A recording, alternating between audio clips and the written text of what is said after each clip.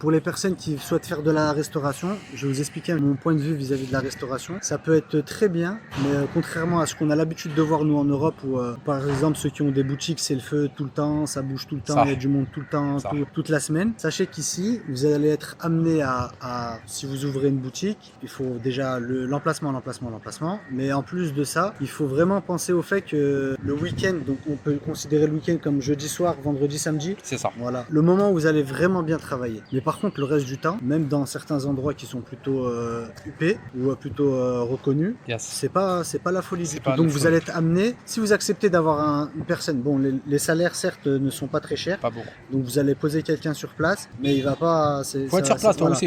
Voilà. Même Il va faire 10 heures par jour, ça va pas être la folie. Vous n'allez pas faire rentrer. Ne vous attendez pas à avoir les mêmes sommes que vous touchiez lorsque vous étiez en France sur une journée complète ici.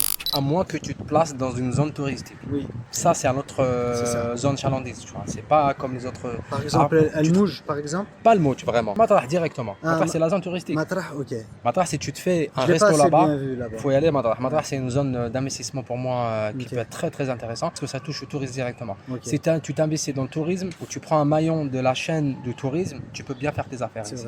Parce que tes clients sont européens. C'est forcément pour toi les meilleurs consommateurs. Ouais. Moi, tu te lances dans des grosses affaires, par exemple les restos d'affaires. Oui.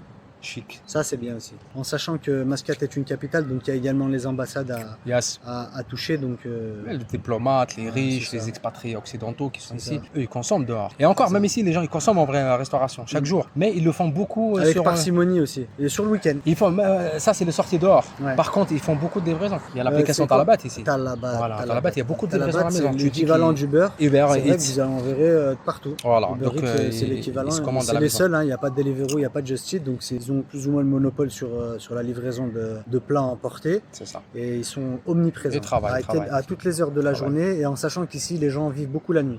Au vu de la chaleur. Donc là, on est en hiver. Là, on a commencé d'être dans l'hiver, exactement. Alors, moi, je suis impressionné par l'hiver. Voilà. Il y en a qui sont frileux quand ils retournent à Paris. Il y en a qui ont chaud. Moi, c'est moi. Je suis devenu frileux. À plus tard, Inch'Allah.